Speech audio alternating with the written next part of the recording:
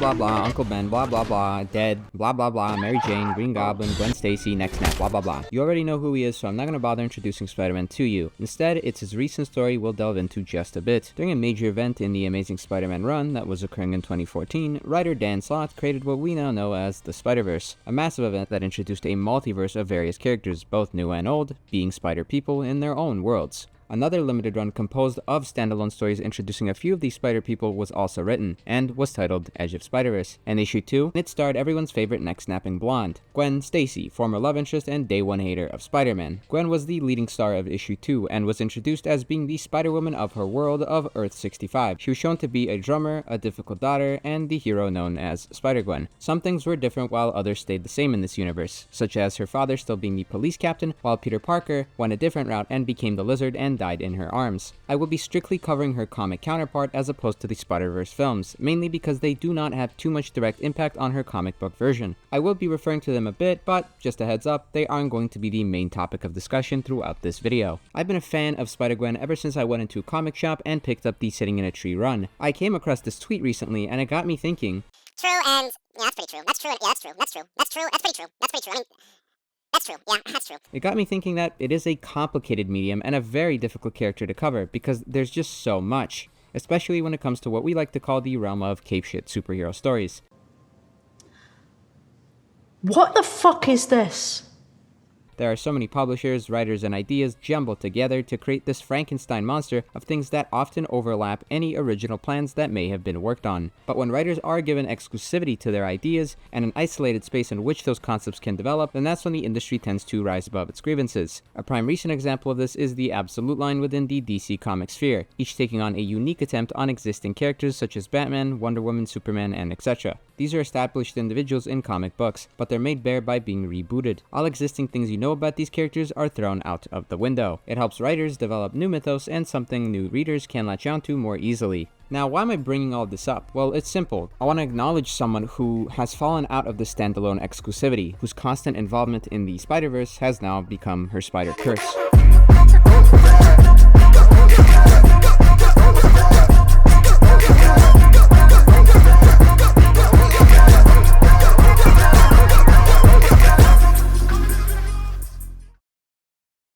Each of the Edge of the Spider-Verse issues was written by different teams, and thus their art would also naturally be different. And in this case, artist Robbie Rodriguez and colorist Rico Renzi would be the ones to develop the signature palette and suit that would make Gwen into the character of Spider-Woman. Open any page and you will instantly notice their signature style, an emphasis on graffiti-inspired compositions and pages containing colors that are high contrast and bold. Shading is minimal, instead done through a stark contrast of colors and black values to demonstrate where shadows are. Characters are rough and angular, almost jagged. Onomatopoeia might prominently cover the panel to drive home a certain feeling, like a punch or a kick. The lines are far more exaggerated, not pristine. It works well because naturally the character of Spider-Man, or in this case Spider-Woman, is frequently posed in forms that do not follow any realistic form of anatomy. Rodriguez considers himself heavily influenced by punk, and so the comics emit the same feeling urban culture might, specifically how punk rock and skating felt in the 2000s. Andy Warhol's pop art also played a key role in the influence on Rodriguez when working on this character. This is seen in the striking flamboyant way in which he drew her. I think what really made Spider-Gwen stand out amongst the rest of the Spider people was their work on her. Color is the key ingredient that makes up her visual identity. It's less about detail and more about expression. It's almost impossible not to compare Robbie Rodriguez to another notable minimalist artist like Mike Mignola and his work on Hellboy. These two artists relish working with a lack of conventional detail and instead turn toward invoking an emotional response. Yet Rodriguez and Renzi's collaboration is far more neon-inspired, as fluorescent lighting plays a crucial role in framing panels' action. It in turn develops a psychedelic relationship with the user's understanding of the visuals, making it appear as if you're under some kind of otherworldly trance, which in this case you very much are. Furthermore, Gwen's suit is an example of Rodriguez's mastery over the minimalist design. If you were to remove the basic outer black lines that form her costume, you would still recognize her due to the negative spacing left over. This is due to the primary use of white and the secondary colors of purple and turquoise. This carries on throughout her entire original 34-issue run, and is amplified further once the introduction of Venom, or in this instance Gwenom, comes in. It's punk and it sure as hell is rock. black, white, and magenta begin to blend together to display a sense of crudeness and recklessness once Gwen fuses with the symbiote. The Gwenum suit is made to appear as this almost rocker-esque fashion statement, with its leather jacket and high contrasted soles and sharp tooth-like hood. The appendage that acts as the tongue goes down, starting from the inside of her hoodie to her lower abdomen. Everything is sharper in this form, and far more overbearing, with black often overtaking the majority of the panel's space. This spacing between the brighter colors is able to pop out more and helps guide your gaze from the black to the orange, or the yellow, or the green. I cannot stop sucking the wiener of how these guys drew this character. And her world. Butthole excluded. Excuse me, I'd like to ask you a few questions. And thus, it makes it all the more painful to have to now speak on the loss of this visual identity. It's not so much a complete removal of it as it is a lack of understanding of the fundamentals of why it was so appealing in the first place. It's the uniqueness of it that worked. It's the fact that when we saw the world of Earth 65, we saw punk rock. We saw a grungy world rooted in its creator's minimalistic techniques. This begins to lack in the runs after the one done with Rodriguez and writer Jason Latour, such as the Spider-Gwen Go Spider run that began in 2018, written by Sean and McGuire and artists Rosie Camp and Takeshi Miyazaki. The art of this run is extremely detailed, and there's a far more emphasis on depicting lighting in a much more realistic way. You can see that there are multiple layers upon which light hits a character's body, in turn making it less messy than that of Rodriguez's depiction. Muscle definition is made more prominent as a result of that, making their physiques stand out more. The thematic neon colors of purple, pink, and light blue are often associated with Gwen's world and do return in droves in this run, and it's nice to see that it's still recognized. However, the high contrasted onomatopoeia from her original run is replaced with generic typical effects that do little to catch your eye and often blend with the rest of the panel and or image. The increased detail in characters' bodies can also sometimes make their shape feel less consistently inconsistent, like how Rodriguez did. I mean, look at this. Gwen just looks severely malnourished in this page. It's something I think many of the current artists in charge of whatever run she is a part of seem to misunderstand. They often add too much and include unnecessary additions to her design. The comic art just starts to look like any other comic book art. It's something Rodriguez wanted to originally avoid with the suit's simple yet effective design. You'll also now see segments of the animated movie iteration seep into her current suit. The gloves are now no longer just white and instead form an almost elbow-high additional glove on top of the white to look like some form of fingerless glove. This is directly from how her suit appears in the Across the Spider-Verse film, and is evidently a reaction to the cultural impact that film had, rather than solely an artistic one. Even her soles are now also replaced with some form of complicated sneaker design that is also likely a result of the animated film giving her Converse sneakers. Mind you, this isn't a jab at any of these different designs or the films, because I adore the movies and I like these designs. When Gwen's world is on screen, it's visually cohesive and different to the rest of the worlds we visit throughout the film. Thanks to usage of her notable color palettes, we can deduce the feelings she might be feeling at a given time, something Rodriguez heavily pushed for with his own visuals in the covers he drew, and it's nice to see a direct inspiration of it. The film's emphasis on an almost watercolor brushstroking technique that looks like it's dripping with style is stunning, and I have nothing but love for what the artist did with it. The animated features are the closest thing to understanding the core elements of her character to a T. I'm merely using the film as a transitional point to argue that many of these changes stem from what I think led to a far more important point that should now be discussed.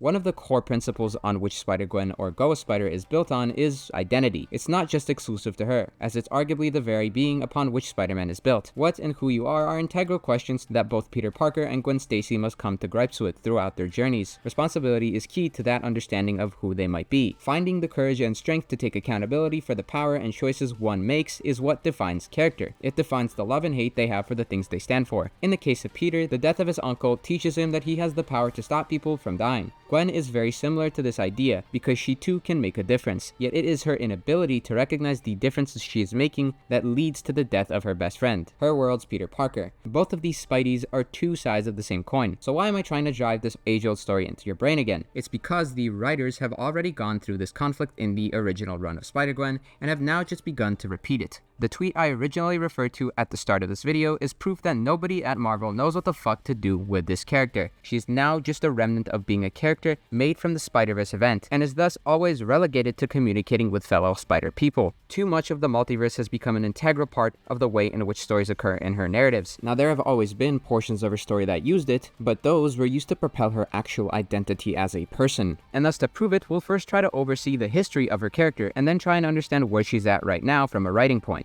So Spider-Gwen's timeline can be separated into these 5 eras: Latour, McGuire, Clones, Smash, and the 616. I'm sure there are other ways to split these runs, but that's how I'm going to do it throughout this video. The Latour era began soon after the events of the Spider-Verse comic event, and dove into a completely new alternate world in the form of Earth-65. It was the start of Spider-Gwen. In this universe, Captain Stacy exists, yes, but Gwen reveals her alter ego to him very early on in the story. This revelation sparks much conflict between the two, as her father is often made to make difficult decisions between what is just and his very own daughter. It's actually quite charming, as Captain Stacy here is far more enjoyable to see whenever he appears. He's supportive yet strict, frequently wanting to be in Gwen's life, and even supports her crime-fighting side. It's also a little after this that a tie-in comic pertaining to a variety of Spider-Women, including Silk and Jessica Drew, led Gwen to losing her spider powers, a result of Cindy Moon, a villain in this world, having used some form of dampeners to shut them down. Although this big change is implemented throughout a crossover, it was a unique change that led to a significant shift in the way Gwen operated in her own universe. She had to rely on using her gadgets and wits to solve problems. A lot of this could be attributed to the help of this world's Reed Richards. This also led to the introduction of this universe's Kingpin, Matt Murdock, making a deal with Gwen to temporarily restore her powers in exchange for her working for him as part of the Hand. This is one of the most compelling dilemmas within not just this run, but her entire time on the comic page. Gwen is put into a position to which she is cornered, having to work for a crime lord because she wants to use her powers to help others. There's a vast amount of unique takes on other characters within this run, such as Frank Castle being a former mercenary turned aggressive cop who becomes obsessed with hunting down Spider-Woman, leading to his family leaving him. Harry Osborn is still the Green Goblin and was also best friends with Peter and Gwen, but instead here he dons a highly advanced suit developed by S.H.I.E.L.D. so that he could hunt down Spider-Woman as revenge for the death of Peter. Gwen's own band, the Mary Janes, was somebody she also frequently had gripes with the leader of the band, Mary Jane Watson, being her main source of issue. Mary Jane's disdain for her friend was not led by hate, but more so by disillusionment about her friend's whereabouts. During this time, we also got Spider-Man/Spider-Gwen sitting in a tree, which starred Miles Morales and Gwen going on a multiversal journey of finding Miles' father. It was written by Jason Latour with the help of Brian Michael Bendis. This story in particular really tried to develop a romantic relationship with the two of them, but it ultimately fell short, with the characters deciding to just stay friends at the end of it. In any case, all of the characters frequently clashed with Gwen and each other, and it culminated in the climax of the story in issues 24 all the way to 34, where Gwen gained the Venom symbiote. In this universe, the Venom symbiote is a bioweapon developed to cure the lizard disease that Harry Osborn gets infected with. It was this symbiote that would return her lost powers to her, but at the cost of her mental stability for quite some time. Her aggressive tendencies skyrocketed and led to her nearly killing a bunch of police officers. What makes me adore her time donning the Gwenom persona is the stark contrast of it to her normal life as Spider-Woman. It's heavily supported by the bleaker panels drawn in Rodriguez's Neo-stricken sketches, and it's also evident in my favorite set of comic pages from this run, where Gwen attacks a recurring character, the Bodega Bandit. Now, Bodega here isn't your run-of-the-mill supervillain. Gwen's relationship with him is more playful rivalry than anything else. Once Gwen becomes Gwenom, she nearly ends up killing him after he just steals some food, leading to him breaking down and pleading for his life. The only thing stopping her is her noticing a poster of her face on it with the words, "Have you seen our friend?" I think it is a brilliant collection of pages, as it separates the way in which Gwen is now seen. She is more imposing and menacing when encountering Bodega. She is more cruel, and her dialogue on being tired of this constant cat-and-mouse chase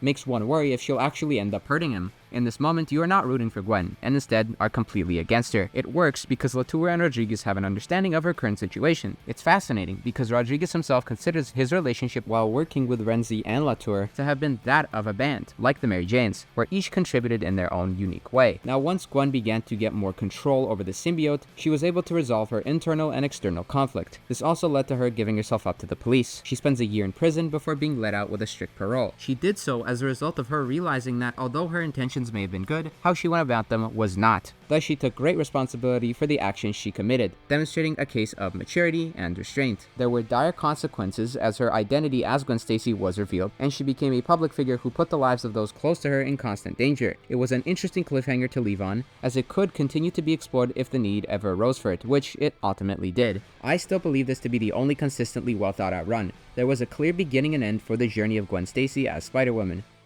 After this, the Ghost Spider name began to take over her brand identity, whilst at the same time moving away from the Spider-Gwen title that she was known for. You can even see the title shift as the Spider-Gwen title would be replaced with just Ghost Spider. Even after Latour moved the reins over to Shannon McGuire, many of the Spider-Gwen stories were still limited to her world. However, this stability did fluctuate due to the Spider-Verse sequel comic, Spider-Geddon. She was sent through a variety of Earths and had to deal with everything but her own story. This occurred around the time McGuire's version began, and it heavily halted any meaningful progress right from the get-go. This newest take begins with her already on another Earth and dealing with an evil version of herself. This world's Gwen ended up becoming a Green Goblin who went mad after the loss of both her father and best friend, Harry Osborn. Harry was the one who ended up becoming Spider-Man here, and he died at the hands of Sandman after Goblin Gwen was shell-shocked from her father's death. Thus, both these deaths made her go crazy, and Gwen basically just had to punch some sense into her. It's a part of the story that relies on flipping the narrative, where Gwen's the villain and all those around her see her as a ghost. Honestly, it does fit and gives something fresh for the character, turning her into this interdimensional traveler who solves people's problems. After that debacle, Gwen went through a variety of different Earths to pay tribute to a few of the Spider people that ended up dying in Spider-Geddon. Once that was over, we returned to her world once more and covered a fair amount of ground in her life. John Jonah Jameson III is the leader of a criminal syndicate here, but he's still an incarnation of Manwolf. With the introduction of this world's Manwolf, Gwen has also been given a brand new villain to go up against. This second half of the run is a refreshing change of pace after all the multiverse shenanigans. We're given time to develop some meaningful relationships with older characters like Harry, who, once cured of the lizard disease, helped ground and give Gwen a reason to stay, with them even attempting to try and get romantically closer. It's now here that McGuire's time on the character begins to meddle with even more multiversal traversal, by having Gwen attend university in the 616 universe as herself, without the Ghost Spider persona. This commenced once McGuire's run went through a relaunch in 2019 with the Ghost Spider title. She did so to avoid the public scrutiny of her reputation in Earth 65, wanting to once more have some form of normalcy and animosity. This is the first of what I will begin to consider her fall from grace. The choice to have her avoid the things she did in the Latour run is both out of character and rewrites the original ending developed in issue 34, where she openly declared herself as Spider-Woman. This newest attempt has her settle into that space, whilst also introducing us to Earth 65's Miles Warren, the Jackal. This version of him also ends up becoming obsessed with Gwen. The latter half of this run goes on to focus on this Earth's Storm siblings. These variants are given a more menacing presence in way of being the primary antagonists. They are obsessed with internet fame and vanity, seeing Gwen's heroism as a competition rather than any form of camaraderie. There's a moment in the second half that does make me appreciate McGuire's writing to that of Latour's. It's when the bodega bandit gets hurt by a group of robbers, causing him to get hospitalized. Gwen takes the time to visit him and check if he's alright. This small little moment shows that McGuire recognizes the legacy characters and at least does not forget about them and gives them something to do. Afterward, the Storm Twins basically make Gwen out to look like a villain by framing her with a drug bust and end up taking over for a brief time as New York's primary heroes. Feeling threatened and worried for her loved ones, Gwen ends up having to leave her Earth to try and find a solution, and that's basically where it all ends. After this run, McGuire does still come back once more and writes the King in Black tie-in comic, Gwen vs. Carnage. In this, Gwen ends up getting trapped on Earth 616 during the invasion of it by the god of symbiotes, Null. This limited story was exclusive to telling an Earth 65 story whilst on Earth 616, by focusing on the growing tension between Mary Jane and Gwen. It had Mary get infused with the Carnage symbiote via by the return of Earth 65's Jackal. I give McGuire major props here because this story recognized Gwen as still having a symbiote connected to her, something she also did in her 2 standalone runs. Developing a dichotomy between Carnage and Venom showed that there could still be dire consequences if she ever went out of control again.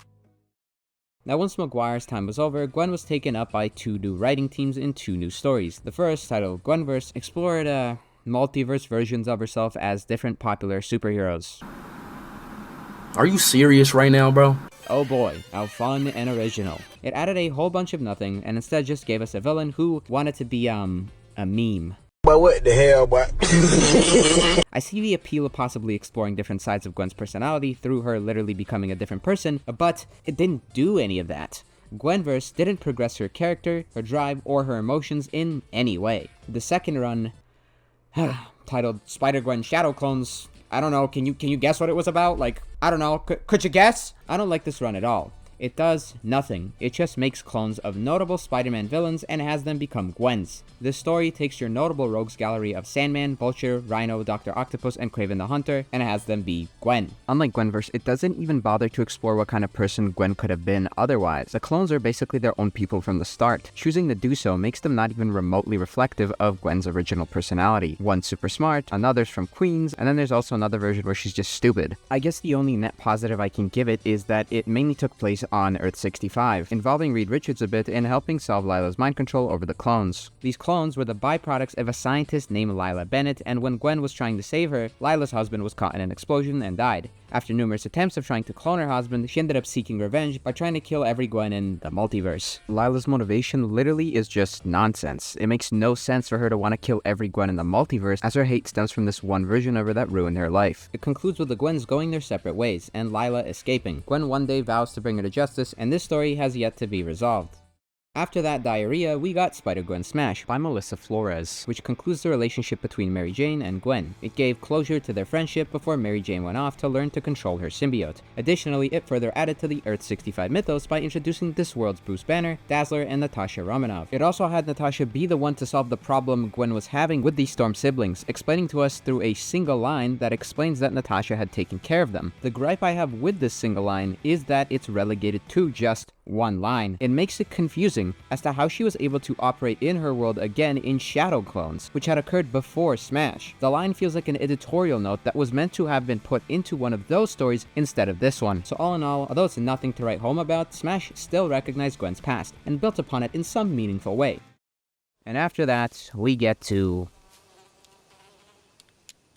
That is one big pile of shit. Spider-Gwen the Ghost Spider is the culmination of what happens when you take away the unique identity that made your character so compelling in the first place. It's basically the reason I'm finally getting to making this video. Before this, we already had a constant barrage of Gwen partaking in multiversal battles, writers shoved alternative timelines, and the involvement of other spider people into her story. For crying out loud, we got 2 stories back to back that start her having to deal with other versions of her. But oh boy, this one right here? This run is a jumbled, rushed cacophony of multiple things that concludes in one of the worst endings I have read in anything. There are so many issues in this run. I couldn't help but notice how so many established characters drop in and out of it. There's a sudden appearance of Luke Cage, Jessica Jones, Mr. Fear, Phoenix, King Loki. Like, what the fuck is this? This newest attempt is written by Stephanie Phillips and has Gwen move over from Earth 65 to Earth 616. Why, you may ask? Well, because the TVA from the MCU put her into a witness protection program to help her settle into her new incredible life alone in some shitty apartment in Earth 616. All because she did something that Phillips intentionally kept a secret from us until way later, which I'll get into in just a bit. This huge choice evidently does not stem from Phillips or Gwen wanting to find a new purpose, and thus doesn't add anything new to the character. It is forcing her to escape the consequences of the actions she makes. Even more so, it's a lazy attempt to mainstream her character into the primary Earth's continuity. She's no more special than the 50 other spider people swinging around now. Earth 65 is used as a plot device to push her out of it, as a means to demonstrate a poor heroic duty. And thus, it is this permanent migration to this universe that makes it so infuriating, as it halts her inner and outer world from continuing to progress. Instead, the story chooses to frequently push her multiple times into guilt trip sequences that demonstrate the importance of her world, and it just makes me think that these writers hate Earth 65 at this point. Prior runs at least kept her world's relevance intact with whatever else was going on, because it showed that it was her home, and it mattered. This story begins with her getting accustomed to Earth 616 by trying to register at a new bank. Then she stops its robbery and proceeds to converse with Ouroboros, her TVA handler, on why she isn't allowed to use her ghost spider alter ego, which is this thing, by the way, so don't forget, which she then quickly disregards by trying to save a school bus and fighting a fake Kraven, who is revealed to be the Chameleon. Chameleon's shape-shifting abilities then malfunction after the awakening of some new powers Gwen gains. This revelation of her getting a new set of abilities does spark an interesting dilemma. It makes me want to know what they are, and why they have just now begun to appear. However, these powers are never clearly defined until the end of the story. Phillips's method of continuing their recurrence relies on mystery box storytelling, and ends up looking like a deus ex machina that helps keep the story going until said climax occurs. She's able to escape kidnappings, assassination attempts, and overall impossible situations that don't even take place on Earth anymore. This makes it so that her abilities can get her out of anything. Her new powers don't just sideline her symbiote from wanting to help, but also her own competence as a headstrong and altruistic person. Anyway, the plot then brings into play the character of Black Tarantula, aka Fabian Lamerto, whose father held the title prior to him taking over the mantle. Gwen momentarily teams up with Jessica Jones to help find Tarantula after Chameleon snitches on him for getting paid to hunt Gwen. Fabian attempts to get close to Gwen without his alternate ego to convince her to join his cause. He is very much a more simplistic take on more complicated vigilantes such as the Punisher, with him wanting to be the judge, jury, and executioner for corrupt individuals. Phillips makes him appear morally gray by making him the provider of shelters for various homeless citizens, as well as helping Gwen fight off Mr. Fear. And you see, Mr. Fear here really just exists to give Tarantula this thin line to stand on as a vigilante and not a villain. The former is meant to represent an extreme extremist to the latter. So yeah, wow, great. What a way to use someone else's character. Fantastic work, Phillips. It's here that I notice how this run has a frequent obsession with trying to convince Gwen that bad people exist and should be punished, because Tarantula attempts to show Gwen his way of thinking, telling her that letting people vote for the fate of those some may deem bad is democratic and righteous. However, Gwen says, "No, I don't wanna," and Tarantula basically instantly changes his ways, jumping in front of his father, who attempts to kill the hostage anyway. He is severely injured before dying in Gwen's arms, one of the only instances that at least least kind of works, as it reflects Peter Parker's death, with both dying in her grasp. Tarantula and Peter both stemmed from two people who wished to overcome their weaknesses, with them both realizing too late that they were becoming monsters. These two characters parallel well off each other, as it's the only instance in which a new character gives Gwen something to look forward to in this foreign world, right before it's snatched from her. Now, what should have been another death that showed Gwen she had an impact on the lives of those around her, no matter the outcome, quickly turns into an insane example of tonal whiplash. King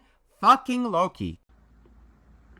Huh? A variant that is being chased by the TVA comes in to unravel the mysteries of Gwen's newfound powers. It's the big grand reveal that's meant to show us why Gwen is now stuck on this earth. And it's also here where the care for the writing quality goes from here all the way down to here. Do you want to know what her powers are, Why King Loki's here in the first place? You curious? Is it a new set of unique spider-related abilities or something in response to her being infused with her symbiote for too long? No, it's a cosmic cube, and it lets her rewrite realities. Absolutely no way I'm getting through that. Completely solid. But watch this. You're telling me that this thing is related to this other TVA story, which, oh yeah, I forgot to bring up. Whoopsie, because why should I, when that story didn't even bother to tell me about it either? Where instead, it now decides to give us a flashback that explains it's because Loki was chasing this cube in her world, and Gwen happened to fuse with it to stop him from getting it. I was already phased out of paying attention to this jumbled together story, but this part is where it completely goes downhill. This entire set of final issues has King Loki and Gwen explore the galaxy, all while he attempts to teach her the cruel indifference of the universe. Again! Because he can supposedly teach Gwen how to bring Fabian back from the dead. But Phillips now attempts to make it seem like she's having a change of actual heart, by thinking both Loki and Fabian's original way of thinking might actually be right. But like, why? Why would she think that? Is that not something she should already know, after her years of experience in crime fighting? That bad people exist and that there will forever be a continuous cycle of perpetual violence? Oh, and don't forget the Phoenix cameo, as well as Gambit and Captain Carter's appearance from that one same TVA story. Like, huh? What's happening? It has the final issue mock and comment on the absurdity of Gwen being so powerful. She then begins to finally start losing to Loki, but then bounces back and rewrites her loss and all of the things that transpire in it. She has Loki fall into TVA custody at the end of it. This means Gwen should have the ability to go back to her Earth now, right? And she undoes Fabian's death after learning to control her powers. So like, that means she can continue to stay on Earth 616 if she wants to continue her storyline there, right? Fuck no, baby! Instead, it's a means for a lazy, contrived choice in which Gwen escapes to her own consciousness to greet the 616 version of herself, who then tells her to rewrite the story the way she wants to. It concludes with her not only moving over as the official Gwen Stacy of Earth 616, but also having her father move in as well. And she gets her original spider powers back. Cause sure, why the fuck not at this point? There won't be any ethical or universal repercussions for rewriting yourself into a universe where you're dead.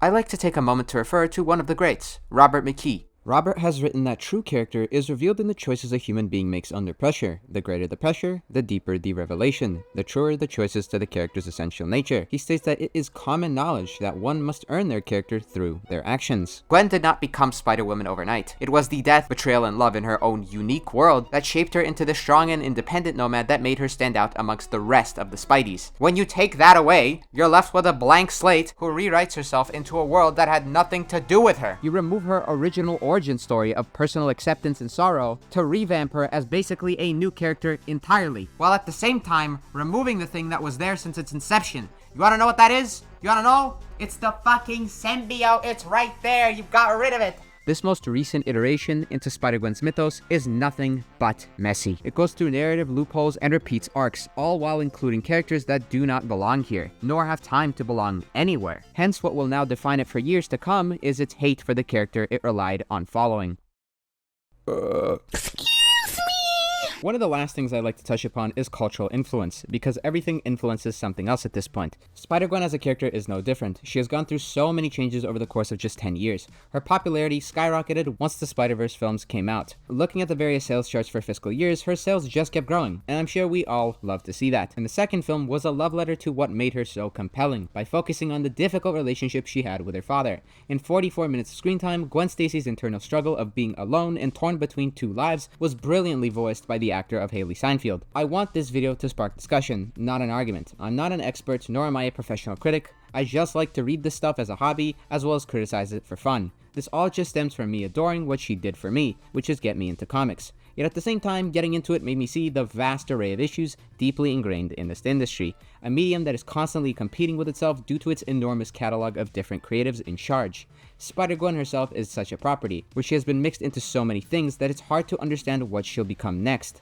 I don't know if I'll continue reading her upcoming story in Earth 616. I mean, look at the damn name at this point. They don't know if they want to call her Ghost Spider or Spider-Gwen. But hey, who knows, if people really do want to see me talk about it some more, maybe I will. Never say never. I'm aware I didn't go into details thoroughly for every single comic Gwen's been a part of. I didn't think it was necessary to do so because going over it like this helped me get what I wanted across more effectively. And it would have made this video so difficult to make in the first place that I wouldn't have made it. That's why if there are things you want to add to or comment on in response to this video, then I fully wish to fuel the flames for that. It's also once more been a while since I uploaded, as I'd rather produce things like this than different mediums, rather than just stay stagnant. But nonetheless, I think that is all for this video. I'm gonna go and I'm gonna read this totally not so convoluted story about a drummer who happens to also be a superhero.